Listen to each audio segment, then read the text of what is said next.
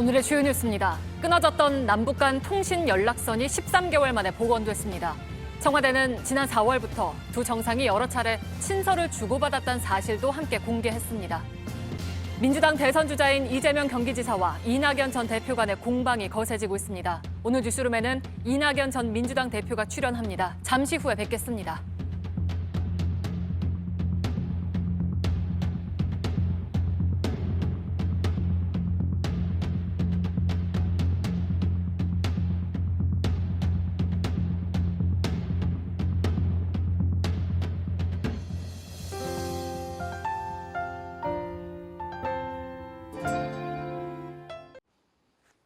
시청자 여러분, JTBC 뉴스룸을 시작합니다. 남북 정상회 합의로 끊어졌던 남북 통신 연락선이 복원됐습니다. 지난해 6월 북한이 대북전단 살포에 반발하며 일방적으로 끊은 지 13개월 만입니다. 이번에 복원된 건 통일부와 군이 운영해온 통신선입니다. 정상 간 직통전화, 이른바 한라인은 복원되지 못했습니다. 청와대는 남북 정상이 지난 4월부터 여러 차례 친서를 주고받았다는 사실을 함께 공개했습니다. 하노이 북미 정상회담 결렬, 개성 연락사무소 폭파, 사실상 파국으로 치닫던 남북관계에 새바람이 불지 관심이 집중되고 있습니다. 먼저 박소영 기자입니다. 오전 10시 남북 통신 연락선이 복원됐습니다. 여기는 남북 공동연락사무소 서울 사무실입니다. 한 1년여 만에 통화가 재개돼서 매우 기쁘게 생각합니다. 재개 후 첫 통화는 오전 11시 4분부터 3분 동안 이뤄졌습니다. 통일부 당국자는 통화 분위기에 대해 남측의 이야기를 경청하고 호응하는 태도였다고 밝혔습니다. 다만 지난해 6월 개성공단 내 공동연락사무소를 폭파한 북한이 어디서 전화를 받고 있는지에 대해서는 확인할 수 있는 내용을 갖고 있지 않다고 했습니다. 청와대는 13개월 만에 이뤄진 이번 연락선 복원을 남북관계 회복을 위한 첫 걸음이라고 설명했습니다. 통신선 복원부터 우선 합의했다는 겁니다. 그러면서 남북 정상이 여러 차례 친서를 교환했다는 사실도 함께 공개했습니다. 지난 4월 판문점 남북 정상회담 3주년을 계기로 친서를 교환한 뒤 최근까지도 여러 차례 친서가 오갔다는 겁니다. 양 정상은 남북 간에 하루속히 상호 신뢰를 회복하고 관계를 다시 진전시켜 나가자는 데 대해서도 뜻을 같이 하였습니다. 친서에는 코로나19와 폭우 상황에 대한 위로 등이 담긴 걸로 전해졌습니다. 하지만 청와대는 친서를 통한 소통 과정에서 남북 정상회담까지 논의한 바는 없다고 선을 그었습니다. 정상 간 전화인 한 라인이 복원되지 않는 것과 관련해서도 차차 논의해야 할 사항이라고만 설명했습니다. JTBC 박소연입니다. 북한도 남북관계 회복을 희망하는 긍정적 반응을 내놨습니다. 다만 연락사무소 폭파 같은 단절의 책임에 대해선 어떠한 입장도 밝히지 않았습니다. 신진 기자입니다. 북한은 화해를 도모하는 큰 걸음이라고 자평했습니다. 남북 합의 사실을 전하며 침체된 남북 관계가 회복하길 바란다거나 통신선 복원이 긍정적 작용을 할 것이라며 기대를 드러냈습니다. 하지만 지난해 6월 남북 관계를 대적 관계로 규정하고 연락사무소를 폭파하는 등 북한이 일방적으로 연락을 차단했던 것에 대해선 어떤 언급도 내놓지 않았습니다. 정부도 앞으로 협의해 나갈 문제라고만 밝히고 있어 북한의 갑작스런 태도 변화에 관심이 쏠립니다. 한반도 긴장 완화에 도움이 되는 것은 분명하고요. 다만 북한이 어떤 동기와 목적을 갖고 남북관계를 앞으로 가져갈 것인가에 대해서는 불명확합니다. 전문가들은 북한의 코로나19 상황이 이번 합의의 배경이 됐을 수도 있다고 분석합니다. 방역으로 인한 봉쇄 상황이 장기화되면서 경제적 어려움 극복을 염두에 둔 해법이라는 겁니다. 북미 관계 전환을 겨냥해 남북 관계 복원부터 시도했다는 풀이가 뒤따릅니다. 최근 북한 외무성이 코로나19 백신의 인도적 지원을 불순한 정치적 목적에 악용하지 말라는 입장을 내놓은 것도 이 같은 관계 회복 조치와 무관치 않다는 분석도 제기됩니다. 하지만 정상 간 친서 교환이 여러 차례 이뤄졌고 한미 간 소통까지 충분히 이뤄진 결과라는 점을 감안할 때 남북 관계 복원과 북미 대화 재개의 발판을 마련했다는 평가도 나옵니다. 실제로 바이든 정부는 대화와 외교적 노력을 반영한 대북 정책으로 북한의 결심에 영향을 줬을 것으로 분석됩니다. 통일부는 이번 합의를 계기로 남북 채널을 완전히 복원하겠다는 구상을 최우선 과제로 꼽았습니다. 정부의 후속 조치가 비대면 화상회담 등 남북 정상회담으로까지 이어질지도 함께 주목됩니다. JTBC 신진입니다. 미국의 제약사 모더나가 이번 주 약속했던 백신을 보내지 못하겠다고 알려왔는데 그 이유가 품질 문제인 것으로 확인됐습니다. 유럽에 있는 공장에 문제가 생겼다는 게 그 이유입니다. JTBC 취재 결과 정부는 일단 7월분은 어쩔 수 없더라도 8월분부터 미국에서 만든 백신을 받기로 한 것으로 파악됐습니다. 먼저 박민규 기자입니다. 정부는 이달 안에 백신 1,000만 회분을 들여올 거라고 했습니다. 남은 물량은 400만 회분 이상입니다. 그리고 7월 말까지 도입할 예정입니다. 화이자와 모더나 등의 백신입니다. 그런데 지난 23일 미국 모더나사에서 연락을 받았습니다. 25일 선적분이 미선적되었다는 통보와 함께 생산 이슈에 대한 내용이 있었다는 통보를 받았습니다. 스위스에서 만든 원료를 스페인에서 병에 넣어 완성하는데 이 생산 공정에 문제가 생긴 겁니다. 이달 안에 도입되는 백신은 908만 회분 정도라고 방역당국은 설명했습니다. 거꾸로 계산해보면 모더나 백신이 약 90만 회분쯤 됩니다. JTBC 취재 결과 정부는 이 물량을 미국 생산분으로 메우기로 했습니다. 8월 약속 물량은 그대로 받고 차질을 빚은 7월분도 미국에서 들여올 계획입니다. 정부 고위 관계자는 특정 공장에서 만든 백신 품질에 이상이 생길 수 있다고 설명했습니다. 문제가 생긴 유럽 공장을 당분간 쓰지 못할 가능성도 있다고 덧붙였습니다.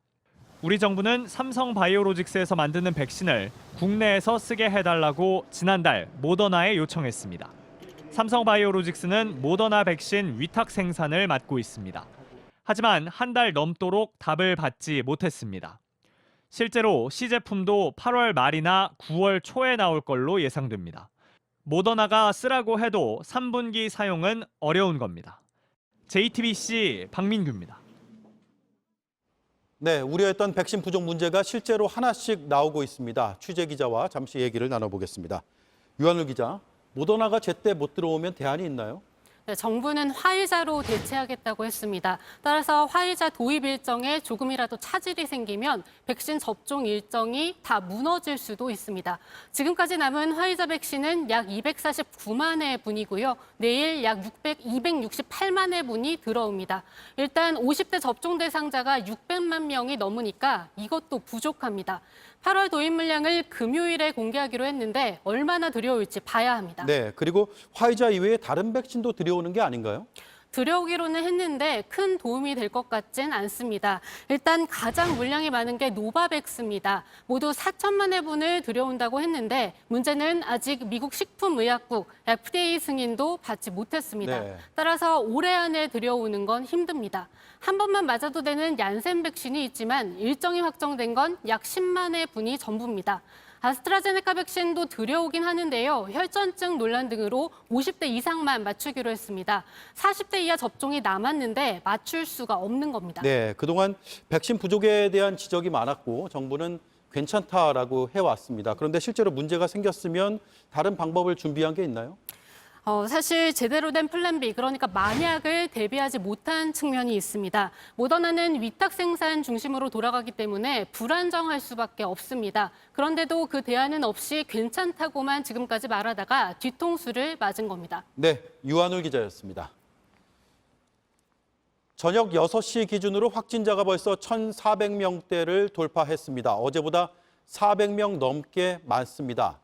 최근에 확진자를 보면 10명 가운데 4명은 수도권 밖에서 나왔습니다. 그래서 오늘부터 전국 대부분의 지역의 거리 두기가 3단계로 올라갔습니다. 그런데 자세히 들여다보면 지역마다 방역 지침이 모두 다릅니다.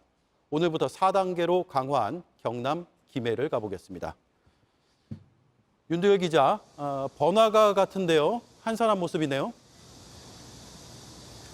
네, 경남 김해에서 가장 큰 먹자 골목입니다.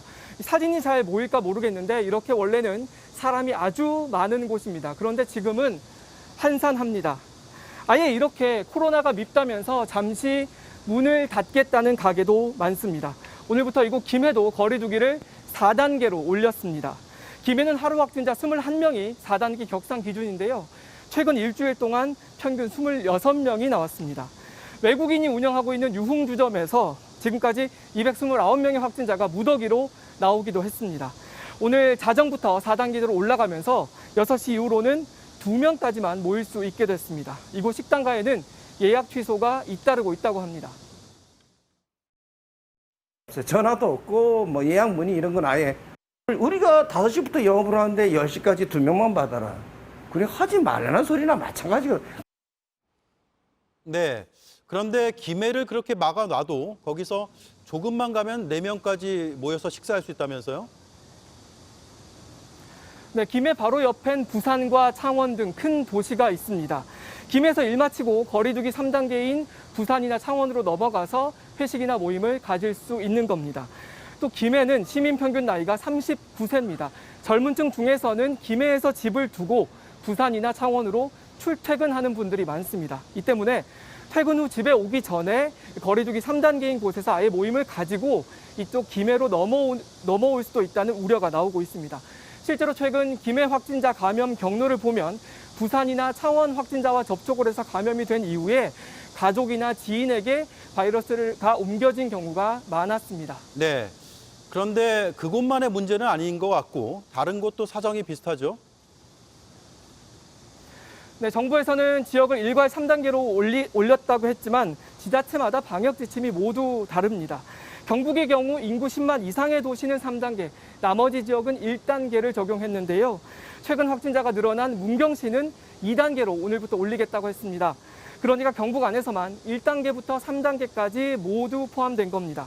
또 그 안에서도 강화된 1단계, 강화된 3단계 이런 식으로 지자체마다 방역 지침이 모두 다릅니다. 다만 지금은 3단계까지는 전국 어디라도 4명까지만 모일 수 있다는 점은 꼭 기억하셔야겠습니다. 네. 확진자가 다시 급증세로 돌아서서 걱정인데 이 소식도 전해주시죠. 네, 오늘 저녁 6시를 기준으로 새로 난 확진자는 1,464명입니다. 어제보다 400명 넘게 늘어난 건데요. 이대로면 지난 20일에 이어서 또 1,700명을 넘을 수도 있습니다. 그렇게 되면 청해부대 확진자가 포함됐던 날을 빼고 가장 확진자가 많은 날이 됩니다. 네. 지금까지 김해에서 윤두열 기자가 전해드렸습니다. 건설 현장의 식당 사업을 따내려고 고위공직자들에게 금품을 돌려 10년 전 세상을 떠들썩하게 한 한바왕 유상봉 씨. 최근 또 다른 사기죄로 징역형을 선고받자 갑자기 도주했는데 보름 만에 붙잡혔습니다. 김지성 기자의 보도입니다.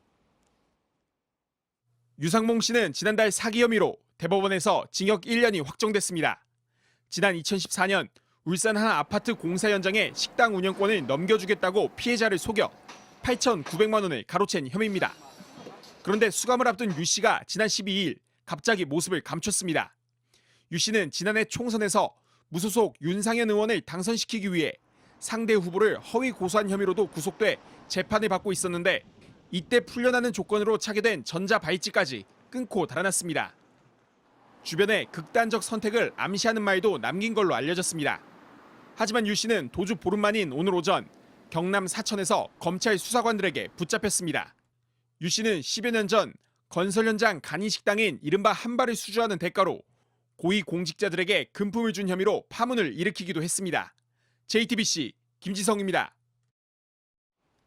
네이버는 취업 준비생들이 선망하는 직장입니다.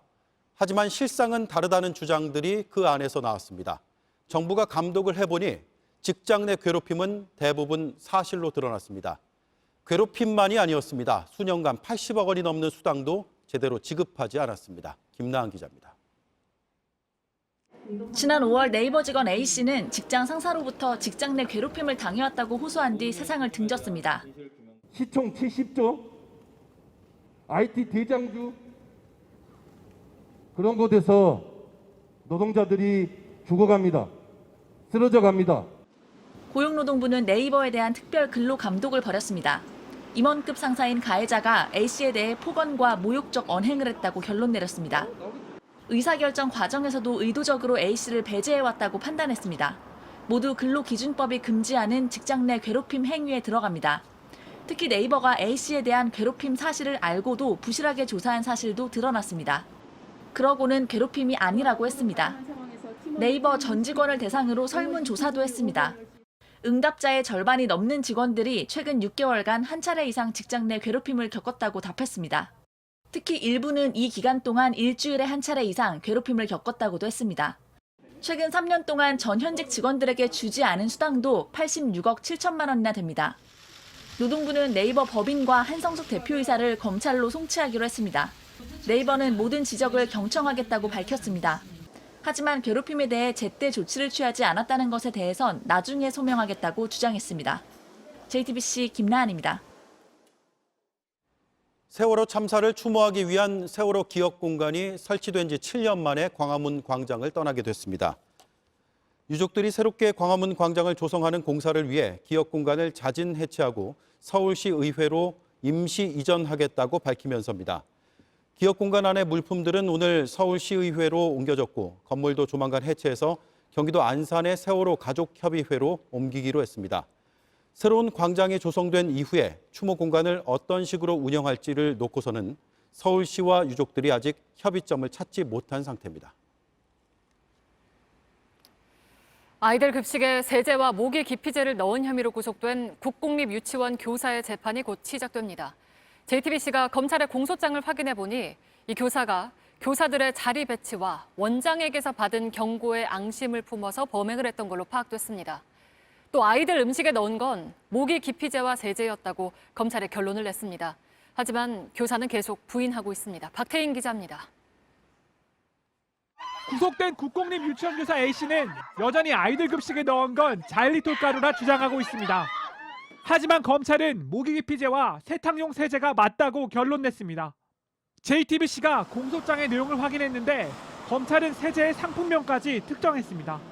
또 A씨가 유치원의 주방과 창고에서 비트 세제 가루를 움켜쥐고 나와 음식에 뿌리고 손으로 저었다고도 적었습니다. 아이들의 초콜릿에도 유해한 가루를 바른 것으로 조사됐습니다. 액체로 만들어 특수아동에게 먹이기도 했고 역겨운 듯 뱉어내자 물에 섞은 뒤 마시겠다는 내용도 공소장에 담겼습니다. 또 동료 교사들의 비타민에 세제를 뿌리고 맨발로 밟은 뒤 자신의 침을 주사기에 넣어 묻혔다고도 했습니다. 검찰은 동료 교사와의 자리 배치에 대한 불만과 회계 관리와 관련해 유치원장으로부터 경고장을 받은 것에 앙심을 품고 범행을 저지른 것으로 봤습니다. 하지만 A씨의 변호인은 JTBC에 검찰이 제기한 혐의를 부인한다며 법원에서 무죄를 입증하겠다고 밝혔습니다. JTBC 박태인입니다. 피서지에서의 몰카 범죄가 계속 늘고 교묘해지고 있습니다. 부산 광안리 해변에선 전자발찌를 찬 40대가 여성을 몰래 찍다가 붙잡혔습니다. 구석찬 기자입니다. 경찰의 요구에도 휴대전화를 보여주지 않는 40대 A씨. 바닥에 끊으시고 이제 확인만 갈게요. 그만 가면 되잖아요. 우리.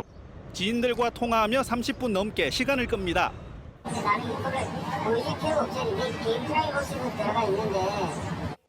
지난 25일 광안리 해변에서 여성들을 몰래 찍던 A씨를 시민들이 신고한 겁니다.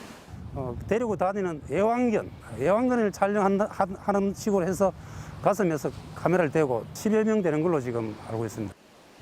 A씨는 성폭력으로 징역형을 선고받고 복역해 발목에 전자발찌를 찬 상태였습니다. 결국 성폭력 범죄처벌 특례법 위반 혐의로 현장에서 체포됐습니다. 앞서 광안리에선 한 10대 청소년도 몰카를 찍다 붙잡히기도 했습니다. 대체로 쇼핑백에 구멍을 뚫어 촬영하는 등 수법도 갈수록 교묘해지고 있습니다. 일단 제 모습이 허락 없이 찍힌 거에 대해 되게 불쾌할 것 같고요. 왜냐면 영상이 어떻게 사용될지 모르니까. 불법 촬영 적발 건수는 2017년 6,220건, 2019년에는 5,440건으로 좀처럼 줄지 않고 있습니다. 경찰은 올여름 인력과 전파 탐지기를 늘려 불법 촬영을 최대한 단속할 계획입니다. JTBC 구석찬입니다. 이틀 전 산책을 하던 사냥개들이 길 가던 모녀를 덮쳐서 크게 다치게 했습니다. 6마리의 개들은 목줄과 입마개를 하지 않은 상태였고 개 주인은 경운기를 타고 따라오고 있었습니다. 임지수 기자입니다. 경북 문경시 영숙면에 사는 40대 여성 A씨는 지난 25일 저녁 60대 어머니와 함께 집 근처 산책길을 걷고 있었습니다. 그러다 목줄과 입마개도 안 한 큰 개 6마리를 봤습니다. 사냥개인 그레이하운드와 잡종견이었습니다. 개 주인은 개들을 앞세우고 경운기를 타고 뒤따르고 있었습니다. 그런데 갑자기 개들이 모녀에게 달려들었습니다. 모녀는 머리와 얼굴, 목 등을 물려 크게 다쳤습니다. 개들을 피하려고 피를 흘리며 400m 가까이 내달렸다는 게 피해자 측 설명입니다. 여기는 어머니 복대가 발견이 됐고 저 초입구에는 피가 지금 바닥에 묻어 있어요. 아직도. 경찰은 개 주인을 중과실치상 혐의로 입건해 조사 중입니다. 일부 주민들은 이 개들이 과거 다른 동네 개를 물어 죽인 적이 있었다고 말했습니다. 말을 안 들어요, 그치만. 현행법상 개 주인의 부주의로 사람이 크게 다치면 5년 이하 금고형 또는 2천만 원 이하 벌금형을 받을 수 있습니다. 60대 남성인 개 주인은 사람이 많이 없는 늦은 밤이었고 늘 그렇게 산책을 시켜왔다고 주장하는 것으로 알려졌습니다. JTBC 임지수입니다. 미국에선 전자상거래 업체 아마존의 배달 직원이 50, 60대 한인 남성 2명을 무차별 폭행했습니다. 한인단체는 아시아계 증오범죄라면서 아마존 창업주인 제프 베이조스를 상대로 책임을 추궁하고 나섰습니다. 홍희정 특파원입니다. 뉴욕 시내 한복판에서 50대 한인이 이유도 모른 채 맞았습니다. 맞은 눈엔 피멍이 들었고 앞이 잘 보이지 않습니다. 신호하면서 이렇게 막 물병을 집어던진 건 나한테 내가 왜 때리냐고 그랬더니 막 내가 달라드니까 이놈이 키가 크니까 거기서 내리 찍으면서 한 네 방을 맞았어요, 제가요. 때마침 지나가던 또 다른 한인도 역시 이유 없이 폭행을 당했습니다. 바닥에 머리를 부딪히고 그 자리에서 의식을 잃었습니다. 정말 공포스럽기도 하고 좀 방망하기도 하고 그때 충격이 아직은 뭐 조금 덜 가신 상태고. 가해자는 세계적 기업 아마존에 소속된 배달 직원이었습니다. 아마존 배달 직원은 승용차에 타고 있던 한 씨의 운전석으로 이 물병을 집어 던지는가 하면 차에서 내린 한 씨에게 폭행을 가하기까지 했습니다. 뉴욕 한인단체는 이처럼 막무가내식 폭행을 아마존이 방치해선 안 된다며 공식 문제 제기에 나섰습니다. 단순 폭행을 넘어선 증오범죄로 판단하고 있어서입니다. 아마존이라는 그냥 이름 없는 것이 아니고 어마어마하게 큰 것이니까 우리가 다윗이 골리앗을 무찌른 것 같이 그런 강력한 마음으로 이번에 한번 손을 단단히 보려고 합니다. 아마존 창업주인 제프 베이조스를 상대로 사과와 보상을 요구했습니다. 아시아계 증오범죄 방지를 위한 교육을 하지 않았다고 지적했습니다. 실제로 뉴욕 경찰은 CCTV에 녹화된 범행 장면을 확보하고 가해자를 체포해 증오범죄 여부를 따지고 있습니다. 로스앤젤레스에서 JTBC 홍희정입니다. 고위공직자 범죄수사처 공수처가 조희연 서울시 교육감을 피의자 신분으로 불러 조사했습니다. 조 교육감은 직권을 남용해서 해직 교사를 특별 채용했다는 혐의를 받고 있습니다. 조 교육감은 오늘 오전 공수처에 출석하면서 적법하게 특채를 진행했고 사익을 취한 것이 없다며 혐의를 전면 부인했습니다. 공수처는 감사원 고발로 시작된 이 사건을 지난 4월 1호 사건으로 정하고 석 달 동안 수사를 벌여왔습니다. 정부가 9월부터 어린이 보호구역에서 과속을 한 운전자는 보험료를 올리기로 했습니다. 또 내년 1월부터는 횡단보도에서 교통법규를 어겨도 보험료가 올라갑니다. 정아람 기자가 자세하게 알려드리겠습니다. 서울 상수동 한 초등학교 인근에 있는 어린이 보호구역입니다. 10분 동안 시속 50km보다 더 빠르게 달린 차가 몇 대인지 확인해 보겠습니다.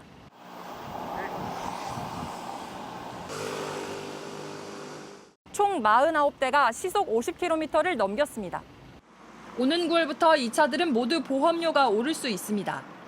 국토교통부는 어린이 보호구역의 제한 속도를 20km 초과하면 보험료를 올리기로 했습니다. 어린이 보호구역의 제한 속도는 보통 30km 이하이기 때문에 시속 50km를 넘기면 할증 대상입니다. 노인과 장애인 보호구역에서도 같은 규정이 적용됩니다.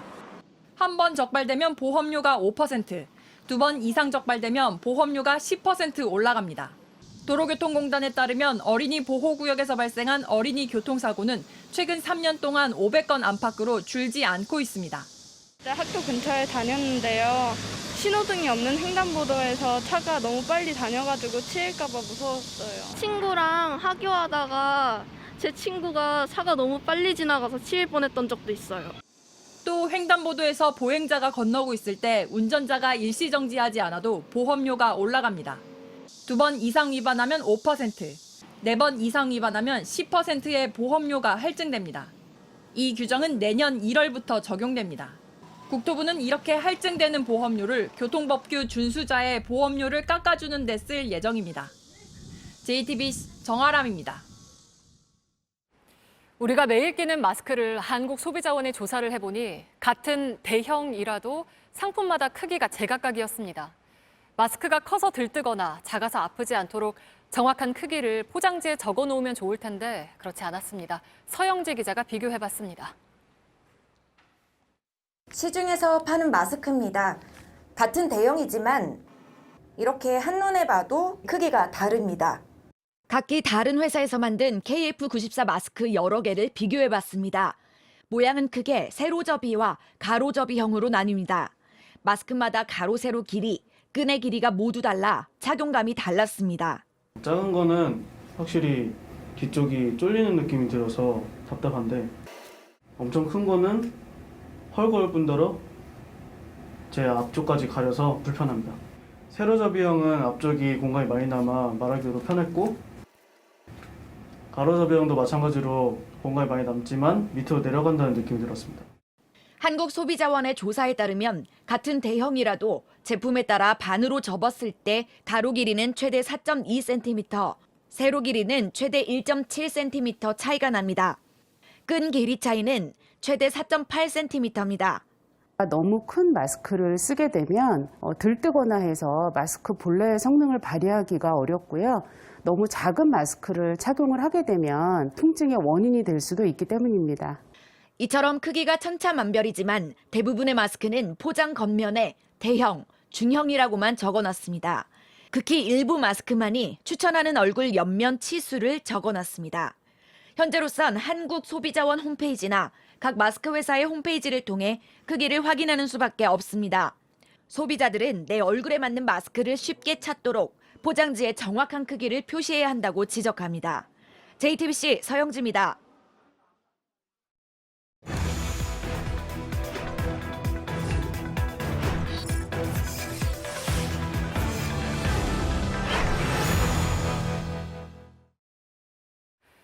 요즘 골프장 가운데는 회원제에서 누구나 갈 수 있는 대중제로 바꾸는 곳들이 늘고 있습니다.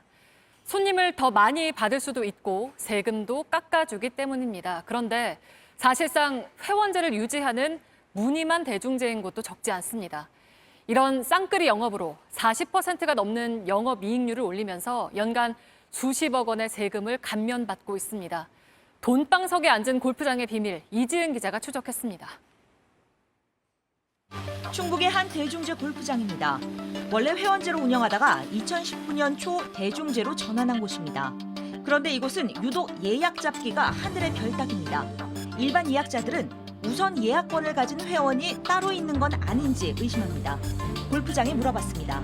가입하면 이거보다 좀 더 싼가요? 하지만 골프장에선 어렵지 않게 회원을 만날 수 있었습니다. 여기는 대중제죠? 대중제. 회원은 조금 더 빨리 받을 수 있죠. 그렇죠. 기존 회원 중 일부를 유지하고 있는 반쪽짜리 대중제인 겁니다. 이는 체육시설법을 위반한 것입니다. 대중제는 회원을 받을 수 없습니다. 하지만 이곳은 회원에게 우선 예약권을 줬습니다. 일반 이용객의 요금은 회원의 3배입니다. 어떻게 된 일일까? 취재진이 입수한 지난해 감사 보고서를 비롯한 내부 자료입니다. 2억 5천만 원짜리부터 10억 원짜리까지 92개의 회원권 입회비만 350억 원이 넘습니다. 대신 이들에겐 금전 소비대차 거래, 즉 차용증을 써줬습니다. 원래대로라면 돌려줘야 할 350억 원을 그대로 갖고 있으면서 대중제로 전환한 것입니다. 유사 회원 모집 형태를 이장한 무늬만 대중제라는 거죠. 금전 소비대차 계약을 통한 유사 회원 모집이 일반 대중 골프장에서 일반화되어 있는 대중제 골프장은 정부로부터 세금 감면 혜택을 받습니다. 이용객 모두가 공평하게 예약하고 또 저렴한 가격에 이용할 수 있게 하라는 취지입니다. 네, 회원제 골프장에서 대중제 골프장으로 전환하면 이용객 1인당 평균 37,000원에서 4만 원가량의 세금을 감면받을 수 있습니다. 그 연간 내장객을 수를 기준으로 했을 때 18월 기준으로 평균 한 8만 5천 명으로 환산했을 때 1년으로 따지면 30억 원 이상 줄일 수 있어요. 대중제로 바뀌. 하지만 대중제로 예약할 때 이 골프장의 이용 요금은 주변보다 비쌉니다. 이렇게 해서 지난해 40% 넘는 영업이익률을 올렸습니다. 골프장 측은 어쩔 수 없이 회원제를 유지하고 있다고 주장했습니다. 당초 회원권 분양계약서상에 명시된 기간까지 회원 지위를 보장해달라는 요구를 따를 수밖에 없었다는 것입니다. 하지만 법조계에선 문제의 소지가 크다고 했습니다. 각종 세제 감면을 받으면서 왜 꼼수를 부리는 금전 소비대차 계약 같은 계약을 맺습니까? 특정 회원들에게 특혜를 주는 것은 바로 일반 이용객들에게 차별을 가하는 것입니다. 이런 상황이 2년 넘게 계속됐지만 관리감독 주체인 충북도청은 이를 몰랐습니다. 상하반기 정기 감사를 나가지만 안전점검을 위주로 하기 때문이라는 것입니다. 경기도와 국세청 등에 따르면 이 같은 유사회원제 골프장은 경기도에만 11곳, 전국을 합치면 30곳이 넘는 것으로 추정됩니다.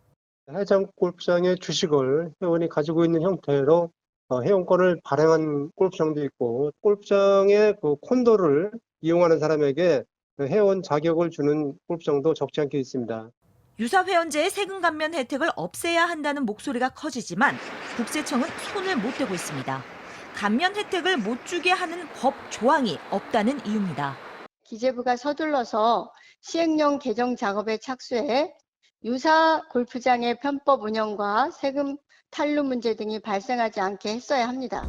구멍 뚫린 법망 속에 무늬만 골프장의 돈방석은 점점 두터워지고 있습니다. JTBC 이지은입니다.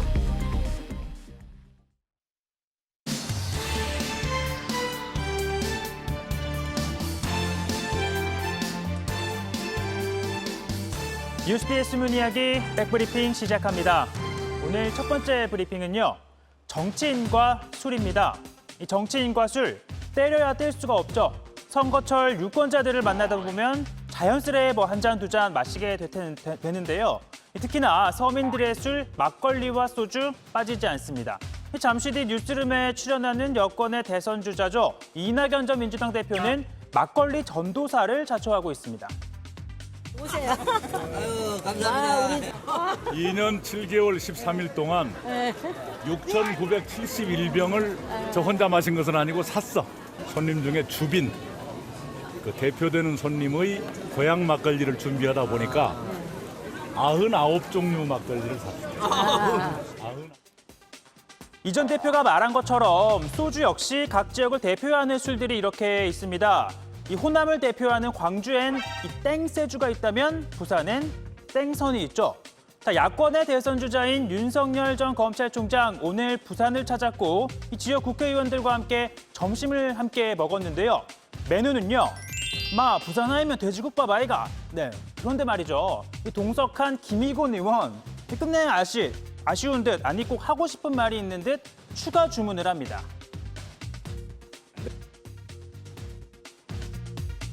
되는데 제가 꼭 하고 싶은 게 하나 있습니다. 네, 말씀하십시오. 대선 하나 하고 대선 하나 하고. 소주 한 4개만.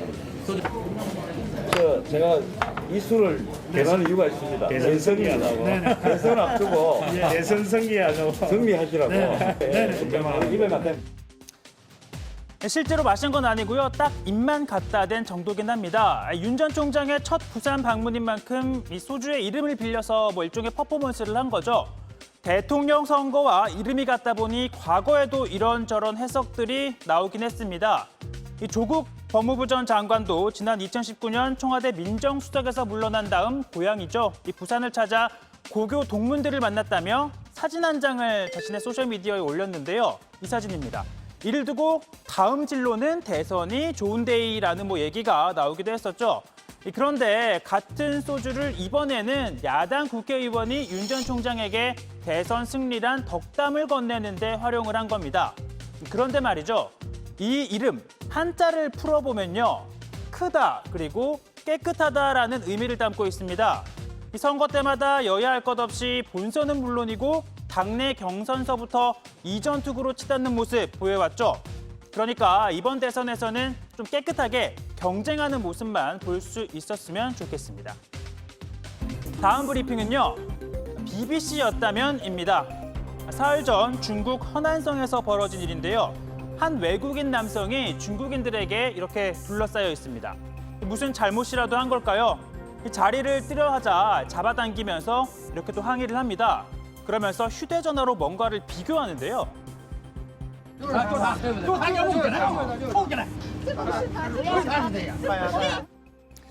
그렇습니다. 누군가를 찾고 있는 겁니다. 영국 BBC 기자였다고 하는데요. 이 영국과 중국 올 초부터 갈등을 좀 겪고 있습니다. 영국 BBC 방송은 중국 대사에게 위구르족 집단 수용소 모습으로 알려진 영상을 보여주면서 책임을 추궁하기도 했습니다. 중국은 곧바로 유럽 측 인사들에 대한 제재를 발표하면서 맞서고 있습니다. 또 영국이 런던에 유럽 본부를 연 중국 국제 텔레비전이 중국 공산당 통제 아래 운영되고 있다며 방송 면허를 취소하자 또 중국은 BBC가 의도적으로 중국에 먹칠을 했다며 자국 내 방영을 금지했습니다. 그러다 보니까 중국의 소셜미디어죠. 웨이보에서는 BBC 유언비어라는 이 해시태그가 유행처럼 번지고 있기도 합니다. 아무튼 이날 중국인에게 둘러싸였던 남성, 독일의 공영방송 기자라고 합니다. 허난성 일대의 폭우 피해를 취재하던 중이었다고 하는데요. 저희 JTBC 특파원도 이곳 취재 역시 했었죠. 객실에서 빠져나오지 못한 승객들이 그대로 물속에 잠겼습니다. 불어난 물에 자동차가 둥둥 떠다니고 미처 빠져나오지 못해 떠내려가는 시민들도 곳곳에서 목격됩니다. 독일 기자 역시 이를 취재하기 위해 이곳을 찾았다는 겁니다.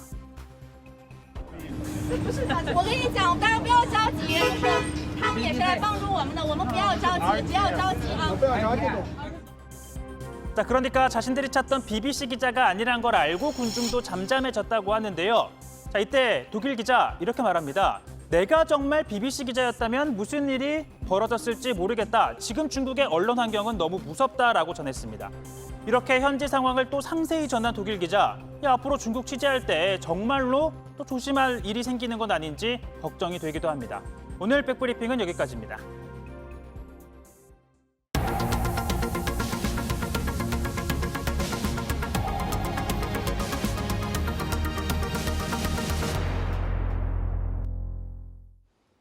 민주당의 이재명, 이낙연 두 주자가 연일 물고 물리는 공방을 벌이고 있습니다. 당 지도부의 중재도 전혀 먹히지 않습니다. 양측의 공방을 먼저 최규진 기자의 보도를 통해 보시고 바로 이낙연 전 대표를 인터뷰하겠습니다. 당 지도부도 자제를 촉구해봤지만 민주당의 후보들 간에 지역주의 논란이 벌어지고 있는 것은 매우 유감스러운 일입니다. 민주당 내 1, 2위 대선 주자들은 싸움을 멈추지 않았습니다. 이재명 경기지사가 한 이른바 백제 발언이 지역주의다 아니다를 놓고 이낙연 전 대표 측과 날선 공방을 이어간 겁니다. 이 지사는 자신의 발언을 왜곡한 게 누군지 보란 취지로 해당 발언이 담긴 파일을 공개했지만 이 전 대표 측 이병훈 의원은 퇴행적 역사의식이라며 다시 문제를 삼았습니다. 그러자 또 이 지사 측에선 민영배 의원이 나서 오히려 지역주의를 꺼내든 건 지지율이 추락한 이 전 대표라고 맞받았습니다. 캠프들도 아예 공식 입장을 내놨습니다. 이 지사 캠프 수석 대변인인 박찬대 의원은 이 전 대표 측의 공격을 흑색 선전으로 규정하고 후보끼리 신사협정을 맺을 때 관련 조항을 넣어야 한다고 주장했습니다. 하지만 이낙연 캠프 오영훈 대변인은 이에 대해 노무현 전 대통령 탄핵과 관련된 공격이야말로 이 전 대표에 대한 흑색 선전이라고 받아쳤습니다. 양측의 감정이 격해지면서 오늘은 거친 표현을 쏟아내고 과거 이력도 도마 위에 올렸습니다. 김대중 노무현 문재인 대통령의 적통 후보로서 자기의 정당성과 명분에 저는 근거가 없다라고 봅니다. 이재명 후보야말로 당시 노무현 대통령 임기 후반에 상당히 정치적으로 어려웠을 때 공격하는 은행을 주도하신 분이지 않습니까? 선두권 주자들의 충돌이 이렇게 갈수록 거세지면서 경선 이후 후유증을 우려하는 목소리가 커지고 있습니다. 내일부터 시작되는 TV토론에도 정책 경쟁이 실종된 네거티브 공방으로 얼룩지는 게 아니냐는 전망도 나옵니다. JTBC 최규진입니다. 네, 예고를 해드린 대로 대선 주자 인터뷰 세 번째입니다. 오늘 손님은 이낙연 전 더불어민주당 대표입니다. 어서 오세요. 네, 안녕하세요. 네, 오늘 광주 다녀오셨죠? 네. 대선 출마 선언 이후에 광주행이 좀 잦아졌습니까? 네, 좀 많은 편이죠. 아, 네. 그렇습니까? 오늘 광주 가셔서 김대중 전 대통령 언급을 하셨더라고요. 네, 네. 김대중 전 대통령은 지역구도 이용하는 자리를 사양했다라고 하셨고 또 역대 민주당 지도자들은 지역주의 망령을 없애기 위해서 투쟁을 해왔다라는 발언을 하셨는데 어떤 의미입니까? 우선 김대중 대통령의 말씀은 지역구도를 이용해야만 되는 대통령 자리라면 네. 1000번이라도 사용하겠다. 예. 지역구도를 없애야 한다는 단호한 의지를 그렇게 말씀하신 건데요. 기자들이 물어봐서 억지로 답을 한 겁니다. 네. 그런데 자꾸 조금 전에도 보도를 보면 저희가 억지로 싸운 것처럼 하는데 그건 네. 아니고요. 그건 아니더라도 어제 당 선관위에서 네. 각 캠프에서 공방을 좀 자제해 줄 것을 네, 네. 부탁을 하지 않았어요? 예. 그런 다음에 나온 발언이기 때문에 이재명 캠프와 이재명 지사를 겨냥한 게 아니냐 이런 해석들이 붙을 수밖에 없을 것 같습니다. 그건 아니고요. 우리가 지역구도 타파를 위해서 얼마나 노력했던가, 그리고 지금도 누구든 예. 지역구도를 소환할 만한 언동은 극도로 자제하는 것이 옳다. 네. 저희도 거기에 해당된다. 네, 그런 말씀입니다. 예. 저희가 조금 전에 기사로 보도도 해드렸는데 이른바 백제 발언을 네. 놓고 양 캠프 간의 공방이 치열하다 이런 보도들이 네네. 계속 나오고 있습니다. 이재명 지사의 발언의 그 취지가 문제였다는 그 생각에는 변함이 없으신 건가요? 네, 공방이 또 계속되는 것이 싫어서 답변을 네. 안 드리고 싶습니다만. 네. 예. 알겠습니다. 오늘까지 어쨌든 충돌하는 모습이 보이는 가운데 내일 원팀 협약식이 네. 열립니다. 네. 이제 한 팀이기 때문에 포지티브한 네. 경쟁을 해보자라는 네. 걸로 이제 알고 있는데 경선 이후에 지금까지 이런 앙금들을 다 해소하고 원팀으로 갈 가능성이 크다라고 보십니까? 반드시 그렇게 해야죠. 왜냐하면 내년 대선은 아무래도 박빙의 승부가 될 걸로 보이는데요. 그런 박빙의 승부를 앞두고 우리 내부에서 만약에 상처가 생기고 그것 때문에 이탈이 생긴다면 예. 박빙의 승부에 어떻게 임할 것인가 당연히 걱정이 되지요. 그래서 자제할 필요가 있다 이렇게 생각합니다. 네. 오늘 오시기 전에 주거 정책 발표를 네네. 하셨더라고요. 보니까 품질 좋은 공공주택을 많이 확대하겠다라는 네. 내용이 들어가 있던데 네. 어떻게 확대가 되는 겁니까? 예, 우선은 많은 그 공급 정책을 써야 될 것이고 예. 기본적으로는 그만한 재원이 있어야 되겠죠. 네, 그리고 그만한 부지를 확보해야 될 것이고요. 오늘 발표해 드린 것 중에 제가 욕심이 나는 것은 1인 최소 주거 기준이라는 게 있어요. 네. 우리가 4.2평입니다. 우리가 일본을 흔히 집이 좁다 해서 토끼장이라고 부르는데 일본인들 스스로도 토끼집이라고 부르죠. 7.5평이에요. 근데 우리가 4.2니까 일본을 흉볼 처지가 못 되죠. 그래서 빨리 그것부터 상향 조정할 필요가 있다. 네. 이런 통계가 있습니다. 서울에 사는 1인 가구 청년 3명 중에 1명은 이른바 지옥고, 지하방, 옥탑방, 고시원에 산다. 너무 참담하거든요. 네. 그런 것부터 단계적으로 없애가도록 하겠다. 네. 여기에 제가 비중을 두었습니다. 자, 그러면 그 방법론에 대해서 좀 얘기를 더 네. 해보겠습니다. 토지 규제, 토지 독점 규제 3법을 네. 일단 입법 시도는 하고 계십니다. 제가 찾아보니까 발의는 돼 있더라고요. 네네, 그렇습니다. 언제쯤 통과될 것으로 보십니까? 이제 많은 논의가 필요하겠죠. 최소한 정기국회까지는 갈 걸로 보입니다. 예. 네, 그런데 그 내용은 토지를 과다하게 가진 분들에 대해서는 세금을 좀 더 물리겠다. 네. 그래서 세금 부담 때문에 토지를 갖기 싫으시면 내놓으시고 안 그러면 세금을 내시면 그 돈으로 무주택자들을 위한 주거 지원으로 쓰거나 국가 균형 발전을 위해 쓰겠다. 그런 취지입니다. 예. 그런데 시장 자율보다는 규제에 좀 더 방점이 찍혀 있다 이런 분석들이 많이 나오고 있습니다. 실제로 그런가요? 우선은 현실을 좀 보자면요. 예. 개인 소유 토지의 73% 정도를 상위 10%의 국민들이 가지고 있습니다.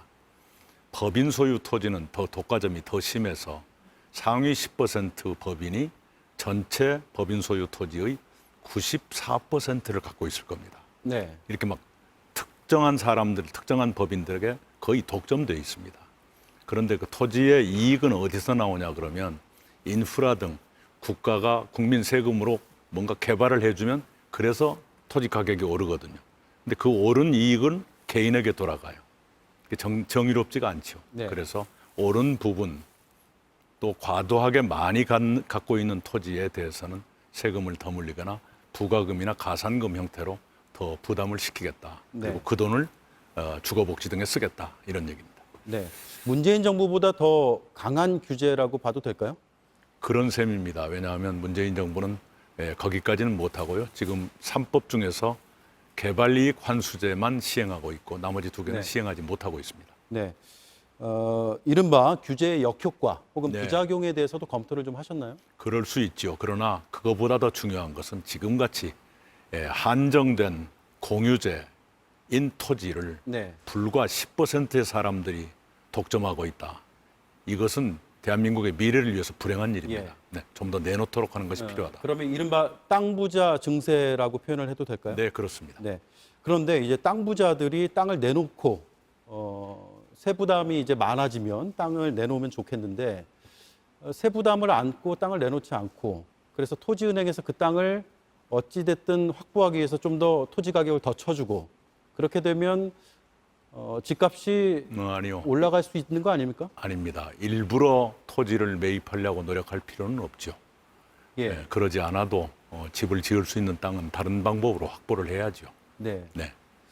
어쨌든 부작용에 대한 검토도 물론입니다. 함께 하시겠다. 네. 그중에 이제 부작용이 있다면 개발이익 환수제. 예. 그것 때문에 개발 비용이 올라갈 가능성. 그것은 네. 있을 수 있습니다만 다른 2가지 토지 초과이득세나 택지 소유 상한제는 오히려 매물로 나올 가능성이 더 높다. 네. 그리고 그것이 아니라면 세금이 더 많이 나올 것이다. 이렇게 네. 계산하고 있습니다. 앞서 말씀드린 그 토지 독점 규제 3법이 네. 과거에 위헌 또는 헌법 불합치 논란이 좀 일었잖아요. 네. 개헌이 좀 필요한 건가요? 개헌이 없더라도 토지 공개념은 이미 우리나라에 들어와 있는 제도입니다. 그런데 과거에 위헌 판정이 났던 것은 그 제도 자체가 위헌이다가 아니라 정도가 심하다 또는 입법 기술적으로 문제가 있다. 그 정도였기 때문에 그런 위헌 시비 소지를 없애도록 그동안에 당과 한 달 이상 상의연 끝에 법안을 다듬어서 내놨습니다. 네. 좀 다른 질문을 드리겠습니다. 민주당이 법사위원장 자리를 국민의힘에 양보하기로 정했는데 네. 당내 대선 주자들 사이에서는 이견들이 많습니다. 예. 일단 야당과의 약속을 지켜야 된다라고 주장을 하시는 거죠. 예, 우선은 그 합의의 내용이 뭐냐 그러면 법사위의 특권, 상원처럼 행세하는 것이 지나치다. 그것을 먼저 축소하는 것이 전제가 되어 있습니다. 네. 8월 25일까지 그것을 축소하기로 했는데요. 그것이 만약 지켜지지 않으면 법사위원장 넘기는 것도 무효가 되는 것이죠. 네. 그런데 원칙적으로 여야가 합의를 했으면 지키는 것이 옳다라고 네. 봅니다. 네. 그런데 일각에서는 야당과의 약속도 중요하지만 180석을 준 유권자와의 약속, 그러니까 개혁 입법을 좀 강하게 해달라라는 그런 요청을 부응해야 되는 게 더 우선이 아니냐 이런 의견도 나오거든요. 우선 의원총회에서 우리 당 의원총회에서 제가 보기로는 100명 이상이 그 안에 대해서 찬성을 했고요. 네. 반대는 한 20명 정도였던 것 같습니다. 그 의원들의 결정도 존중될 필요가 있다라고 생각하고요. 그리고 불만이 있더라도 약속은 지키는 것이 민주주의를 위해서 바람직하다고 네. 생각합니다. 네. 분명한 것은 그 이전 전제 조건으로 되어 있는 법사위원회의 과도한 특권을 얼마나 줄일 것인가 이것이 네. 원만하게 합의돼야 됩니다. 네. 이재용 삼성전자 부회장 가석방 또는 사면에 대한 얘기가 조금씩 나오고 있는데 입장을 분명히 안 내신 것 같습니다. 대통령께서 그 문제에 대해서 평상시 다른 문제보다 훨씬 더 많은 말씀을 했어요. 네. 여러 가지 말씀을 하셨는데요. 거기에 더 보탤 얘기가 없을 정도로 많은 말씀을 하셨기 때문에 대통령님의 결정을 기다리는 것이 좋겠다. 네. 이렇게 판단합니다.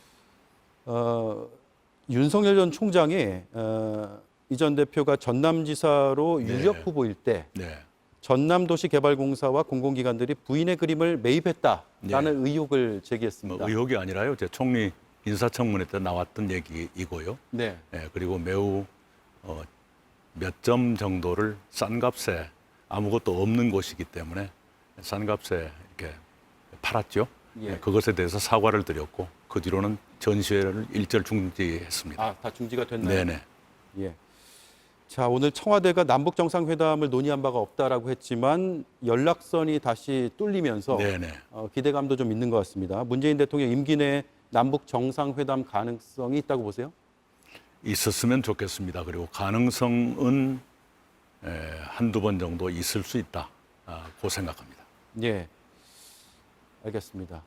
그리고 마지막 질문으로 민주당의 이제 본경선 토론이 시작이 되는데 7월 말 8월 초 이른바 골든 크로스라는 표현을 많이 쓰는데 지지율 역전이 가능할 거라고 보시는지 그 이유는 어떤지를 듣고 싶습니다. 제발 그랬으면 좋겠습니다. 그러나 실제로 어떻게 될지는 조심스럽게 기다리겠습니다. 네, 알겠습니다. 더 여쭙 질문들이 많은데 시간이 문제네요. 네, 여기까지 듣겠습니다. 이낙연 전 더불어민주당 대표였습니다. 고맙습니다. 감사합니다. 네, 국민의힘은 분열 양상을 보입니다. 윤석열 전 검찰총장의 입당이 빨라질 걸로 예상이 되면서입니다. JTBC의 취재 결과 윤 전 총장은 측근들에게 8월 중 입당하기로 마음을 먹었다고 말했습니다. 그러자 윤 전 총장을 미는 의원들과 최재형 전 감사원장을 돕는 의원들로 나뉘고 있습니다. 최수영 기자입니다. 윤석열 전 검찰총장이 정치 선언 이후 처음으로 부산을 찾았습니다. 오늘도 입당에 대해선 말을 아꼈지만 박형준 부산시장 등 국민의힘 인사들과 함께 움직였습니다. 늦지 않게 제가 제 행로를 딱 결정을 해서 한번 결정을 하면 그 방향으로 쭉 갈 것입니다. 윤 전 총장 주변에선 입당이 임박했단 말이 나옵니다. 실제로 JTBC 취재 결과 윤 전 총장은 최근 측근들에게 여러 시기를 놓고 고심한 끝에 8월 중 입당하기로 마음을 먹었다고 말한 걸로 파악됐습니다. 당초 윤 전 총장은 9월 국민의힘 1차 경선 이후 합류하는 방안과 아예 11월 경선 때까지 바깥에 있다가 국민의힘 후보와 단일화하는 방안 등도 고민했던 걸로 알려졌습니다. 하지만 최근 8월 입당으로 방향을 잡고 주변에 부산, 경남처럼 특정 지역을 찾아 입당 의사를 밝히는 건 어떤지 의견까지 묻고 있다는 겁니다. 이렇게 조기 입당 쪽으로 기울면서 윤 전 총장을 맞이하려는 국민의힘 내 친윤계 움직임은 빨라지고 있습니다. 어제는 의원 40명이 입당 촉구 성명을 냈고 입당하면 바로 움직일 수 있도록 준비에도 들어간 상황입니다. 성명에 참여한 한 초선 의원은 JTBC에 윤 전 총장이 들어오는 대로 바로 단체 지원에 나설 것이라고 말했습니다. 이런 흐름은 또 한 명의 대선 주자 최재형 전 감사원장 측의 발걸음도 재촉하고 있습니다. 최 전 원장을 돕는 한 중진 의원은 친최계라고 할 수 있는 의원들도 파악된 것만 수십 명에 달한다고 말했습니다. 윤 전 총장이 주도한 국정농단 수사에 불편한 감정을 갖고 있는 영남 의원들이 주로 최 전 원장을 돕게 될 것이란 전망도 나옵니다. JTBC 최수연입니다. 이것은 대한민국 프로바이오틱스의 시작이자 미래. 50여 년 역사의 장기 배양 기술부터 장내 생존율이 우수한 프로바이오틱스까지. 프로바이오틱스는 HY. 1872년 시작된 프리미엄 덴마크 브랜드. 프리츠 한센. 네, 일본의 반발도 있었지만 우리 선수들의 호평을 받고 있는 이 도시락. 외신에서도 취재를 왔는데요. 호텔 조리실을 통째로 빌렸고요. 새벽 4시부터 저녁 8시까지 조리사 16명이 도시락 400개를 만든다고 합니다. 방역수칙을 지키기 위해서 조리사들은 호텔 밖으로 나가지 못하고 있다는데요. 선수들도 조리사분들께 감사함을 전했다고 하죠. 네, 오늘도 전국 대부분 지역에 폭염특보가 내려졌습니다. 내일도 서울 35도, 춘천 36도 등 중서부 지역을 중심으로 35도 안팎까지 오르며 덥겠습니다. 충청과 전라, 내륙, 경상도에는 천둥, 번개를 동반한 소나기가 올 거란 예보입니다. 오늘 뉴스룸은 여기까지입니다. 네, 저희는 내일 다시 새롭게 뜨겠습니다. 고맙습니다.